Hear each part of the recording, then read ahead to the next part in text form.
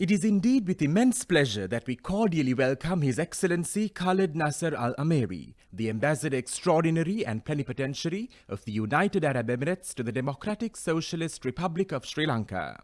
His Excellency is no stranger to the SLBC, having graced us with his presence last year as well. His message last time and words of encouragement were well appreciated by our listenership. This year too, His Excellency has graced our studios with his presence on the momentous occasion of celebrating the National Day of the United Arab Emirates, Al-Yam Al-Watani, which falls on the 2nd of December. Having highlighted our bonds of friendship and the immense support rendered by the UAE to Sri Lanka in terms of diplomatic and economic relations the last time, this time we focus our attention on the role of the UAE in negotiating global crises and events, together with the role of Sri Lanka in the UAE's foreign relations. As such, we begin this interview by thanking Your Excellency for taking off time from your busy schedule to grace our studios, Asia's oldest and the second oldest in the world. We are truly honored by your presence here today, and we extend our best wishes to you and the people of the UAE on the momentous occasion of the National Day of the UAE. Thank you, Excellency. Thank you, Mario. It's happy to see you again. And it is a pleasure to be broadcasting in this prestigious radio station. Thank you so much. Your Excellency, the UAE has declared the current year, 2024, as the Year of Sustainability. What are the key focus areas, initiatives and achievements of the UAE in promoting sustainable development? Thank you, Mario, again, and it's a pleasure to be here today with your audience.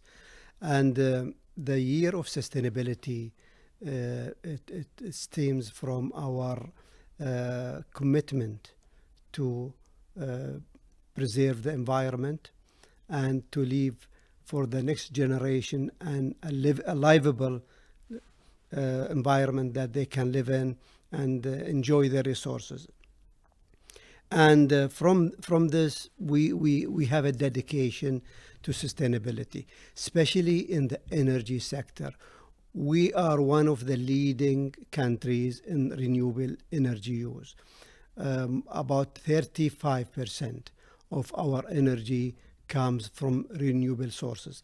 That's solar, wind, nuclear energy, and the target is to reach more than 60% by 2050. UAE has been ranked number 18 in the use of green energy and clean technology last year. This is saying a lot about our achievement in this area. And we are also setting an example and setting a live model for conservativity and for using renewable energy, preserving the environment. We can say million of words, but one action will be an example that people will follow and see that the path is has taken before and they can take it as well. Thank you, Excellency. And climate change issues are at the heart of the UAE's commitment to making a change. On the 30th of November last year, the UAE assumed the chair of COP28 or COP28 as we say. How has the UAE contributed to further encourage global cooperation and ensure the effective implementation of measures to combat climate change? Mario, I think climate change is also linked to the sustainability because environment is one of the resources that we have to sustain. And the risks that coming from climate change is arising from overuse of resources of the environment. So our commitment to combating the crisis of climate change and hosting COP28, which was a big achievement for not the UAE only, but to the whole world, where 198 countries signed the Emirates Declaration.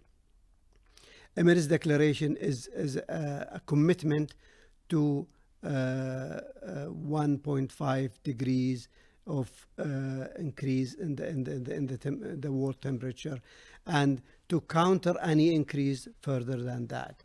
In addition to that, also during the COP28, we have signed a long negotiated loss and damage fund.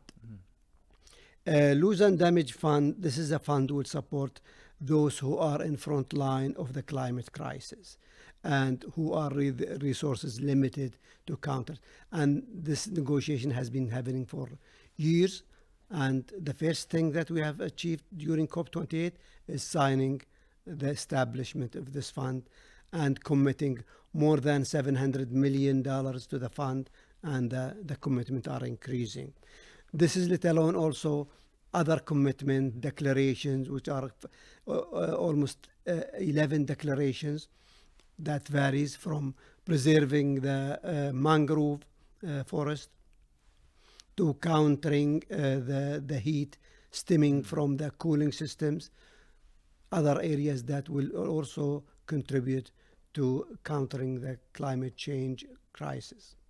Such wonderful initiatives, Your Excellency. And in terms of global politics and aid, while the UAE's provision of urgent humanitarian assistance to Gaza is commendable, how does the UAE envision its role in supporting long-term solutions that address the root causes of this conflict? What's happening in Gaza is devastating. Children are dying, women are dying, people up to 40,000 are dying, and the humanitarian crisis there is very tremendous. Of course, humanitarian aid is necessary, but we think it's not enough. The UAE has contributed to the humanitarian assistance aid. We established a hospital in Gaza Strip. We established also water desalination plants too, for providing water to the people over there, let alone the air bridge that more than 70 airplanes that was sent. With all of this humanitarian aid, I think it's not enough. The crisis has to be eliminated from the sources. So there has to be, the UAE believe that there must be a permanent solution. There must be a resolution to the crisis that has been lasting for 75 years, and it's erupting every 2 or 3 years and creating such humanitarian disaster. Palestinian cannot live like this. Israeli cannot live like this. So a permanent solution has to be created. A collective action from the whole world has to be supporting this solution. And in the UAE, we believe that the solution is based on the two-state solution. There has to be a Palestinian state living with peace with its neighborhood and within itself, and it has to be supported, it has to be created, and we have to give the Palestinian the deserved livelihood that they are eager to. And last year we were also in the Security Council. We have adopted a resolution that will allow a humanitarian aid to enter to Gaza. This is one of the contribution, but the core thing is there has to be a lasting solution to this crisis. Thank you, Excellency, for that. And the UAE describes its foreign policy as a commitment to peace, prosperity, and human dignity, as you highlighted in the previous response as well. How does this vision guide the UAE's engagement with the complex and often challenging global landscape? Mario, is the world has not stopped facing crisis, and the international community they have to manage it. They have to manage all of these crises. Sometimes it's a man-made crisis, sometimes it's a natural crisis. But going collectively and creating an example for how to be to give a good hand to people in crisis, an area that's devastated. This is a thing that we are proud of in the UAE. We are helping many areas. Lately, we just mentioned Gaza, which is the biggest crisis right now. War also in Ukraine, that's creating humanitarian. We extended hand over there to alleviate the suffering. And also we helped the two countries, Russia and Ukraine, to negotiate prisoners exchange. So setting an example, being involved, using all the leverage each country has to help, this is the way out for countries are suffering from crisis. That's what we believe in. Definitely, Your Excellency. And in terms of Sri Lanka, considering the strong and multifaceted relationship between the UAE and Sri Lanka, what new areas of cooperation, beyond, of course, the existing partnership in trade, investment, and tourism, could be explored to further strengthen ties and mutual benefits? We have a great relationship with Sri Lanka, whether it's investment, whether it's trade, whether it's people to people, whether it's cultural exchanges. We believe that Sri Lanka at this stage, which is recovering from economic crisis, it needs diversification. And we are helping into that. Sri Lanka cannot rely only in commodities and exporting commodities. So what we are trying to explore together is entering into trade of services, IT, business processes outsourcing, technology. Actually, technology, we already have indulged with some companies here. Khalifa University in Abu Dhabi, they signed an MOU with LOLC Advanced Technologies in creating a graphene processing technologies that will help Sri Lanka to create products with high quality graphene from the graphene mines here in Sri Lanka. And we are also trying to help with other advanced technology. UAE is very well known in artificial intelligence. We are also have a very good space program.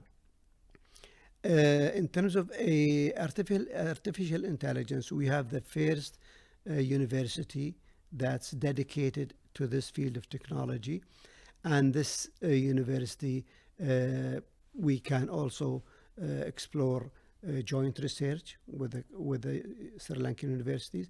We can also have students studying and getting the skills in this technology and coming back to Sri Lanka to establish companies to help the government in tapping into this very useful technology. These are the things that we are tapping into that's new to our traditional trade and investment area. That's truly wonderful, Your Excellency, and especially AI, as you mentioned, something really fabulous in terms of the global context. Your Excellency, how has the UAE embraced the political changes in our own country of Sri Lanka in terms of bilateral relations in the recent past? When the presidential election was announced and the winning of President Dissanayake to the presidency, the first to congratulate was Sheikh Mohammed bin Zayed, our president. And it was showing a commitment to Sri Lanka and praising to their peaceful and transparent transfer of power. And this is Sri Lanka is setting example in this arena, and our relationship is ready to be deepened, is ready to be diversified, and we are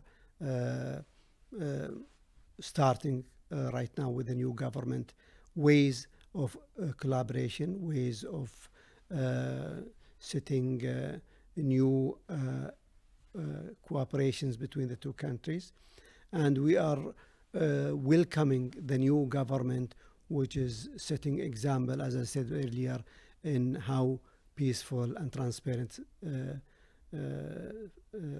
transfer of power between governments here in Sri Lanka.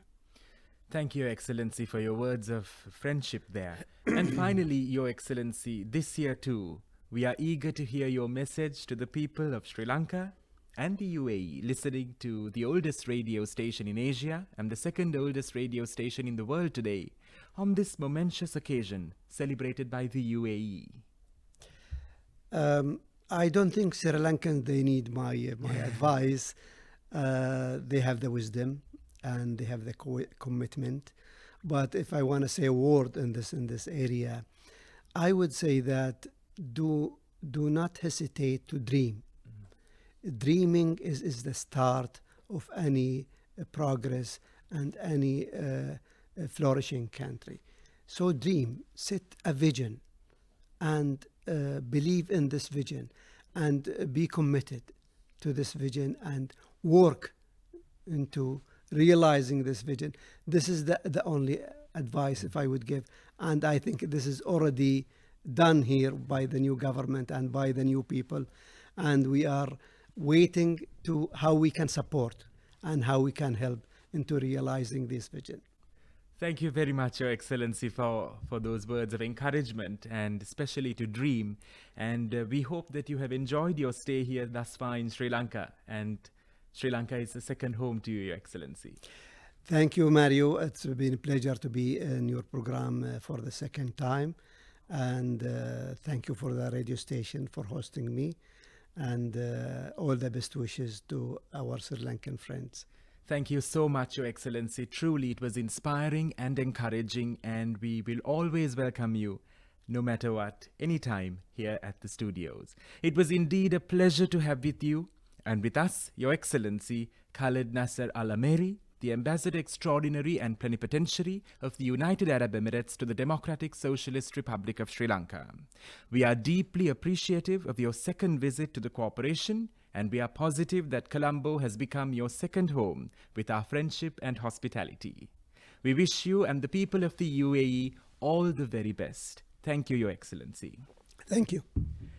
Special appreciation goes out to Ms. Priyadarshini Lokuliyana, the Director of the English Service, under the guidance of our Chairman, and of course, Mr. Kalpage on the other side for technical assistance. Thank you.